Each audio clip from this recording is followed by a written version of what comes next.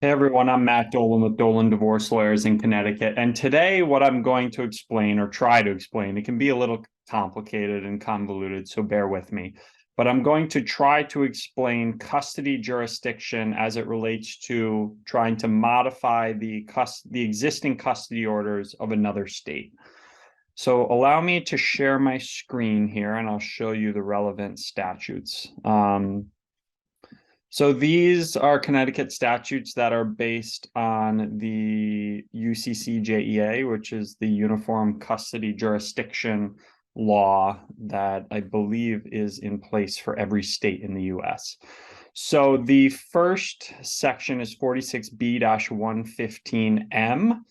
And it says that except as otherwise provided in 46B-115N, which we don't need to get into here, a court of this state may not modify a child custody determination made by a court of another state unless a court of this state has jurisdiction to make an initial determination under subdivisions 1 through 4, inclusive of 46B-115K. And one of the following occurs. So I'm not going to get into this in detail. You can look at this section, but it basically says, it more or less means that this first bar that you have to reach is that the child lives in Connecticut for at least 6 months. So that's when, it becomes the home state, is when, a child lives in the state for 6 months. So again, this state cannot modify a determination of another state unless the child has lived in Connecticut for 6 months. And again, review this provision in more detail for a more thorough explanation, because there are some additional exceptions. So it's living in Connecticut for 6 months and any one of the following. So it has to be 6 months, and option 1 is the court of the other state determines that it no longer has exclusive continuing jurisdiction under a provision substantially similar to 115L. So it basically have to be kids living in Connecticut, and for whatever reason, the court of New York or whatever other state says, no, we don't have jurisdiction anymore, so we're kicking it to Connecticut, and we want Connecticut to have jurisdiction. So in that situation, you can file a modification here in Connecticut.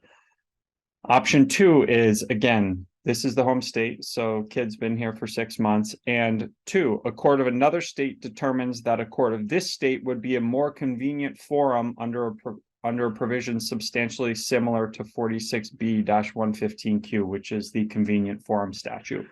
So that one is, okay, kid's been living in Connecticut for 6 months, generally speaking, and the court of another state says, no, we don't think that this is a convenient forum. The kid's going to, examples of why they might say it's not a convenient forum might say all the kids' doctors are in Connecticut, all the schools in Connecticut, etc. So those are the first 2 options. And then the third is that kids living in Connecticut for at least 6 months, and a court of this state or another state determines that the child's parents, or any person acting as a parent do not presently reside in the other state.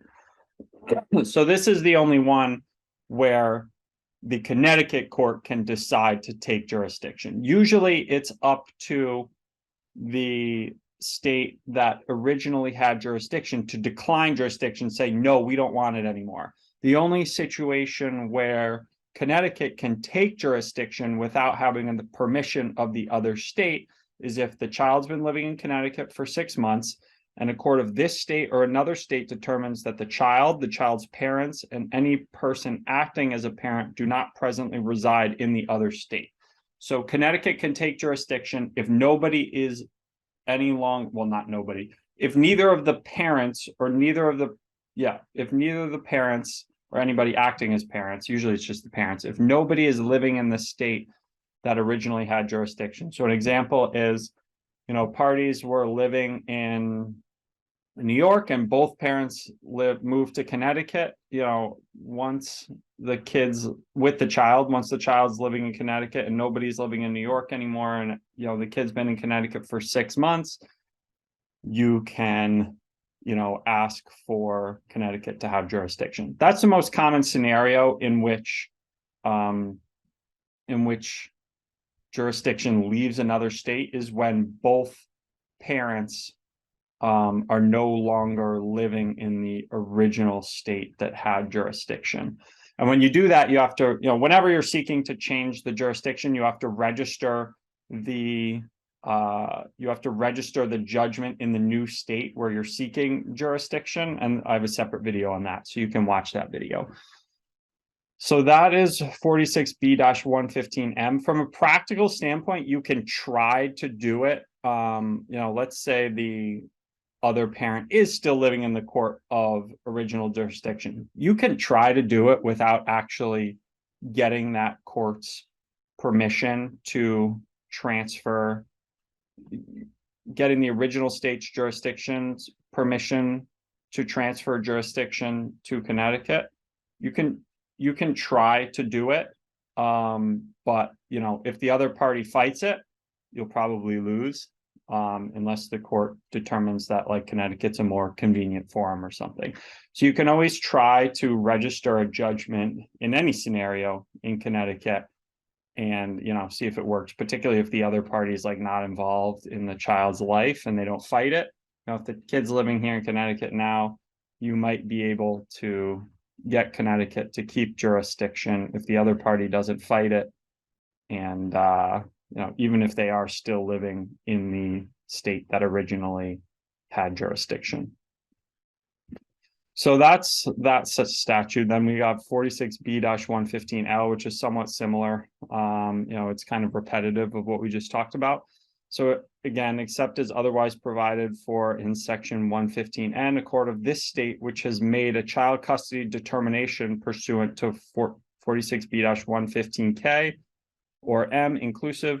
So this is kind of the reverse. So Connecticut still has exclusive continuing jurisdiction over custody. If they made an initial custody determination, they continue to have jurisdiction until option 1.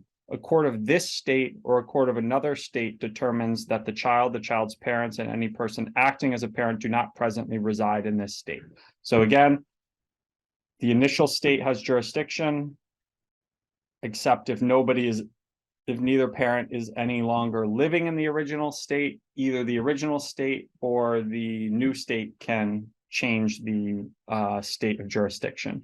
Option 2 is, again, Connecticut has ongoing jurisdiction until a court of this state determines that option, 1, 2A is, so Connecticut can determine that this state is not the home state of the child. So we can say, all right, well, we did have jurisdiction, but we don't want to have jurisdiction anymore. We think it's better for New York to have jurisdiction now that New York is the home state of the child. Then B, a parent or a person acting as a parent continues to reside in the state, but the child no longer has a significant relationship with such parent or person. And C, substantial evidence is no longer available in this state concerning the child's care, protection, training, and personal relationships. So again, notice that this is an and here. So it has to be that a court of this state determines that this state is not the home state of the child, and a parent or person acting as a parent continues to reside in this state, but the child no longer has a significant relationship with such parent or person, and substantial evidence is no longer available in this state concerning the child's care, protection, training, and personal relationships. And then it goes on to say that a court of this state, which has made a child custody determination but does not have exclusive continuing jurisdiction under this section, may modify that determination only if it has jurisdiction to make an initial determination under 46B-115K.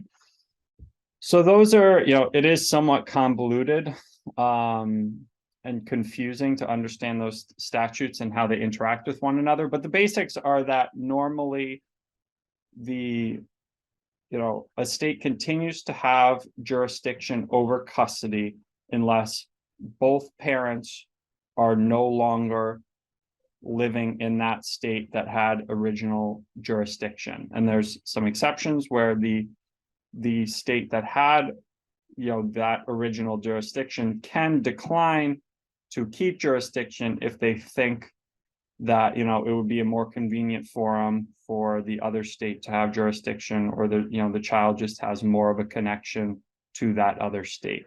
So those are the basics of custody jurisdiction as it relates to a modification of custody. As usual, if you need clarification on any of this, feel free to call our office and we'd be happy to answer any questions.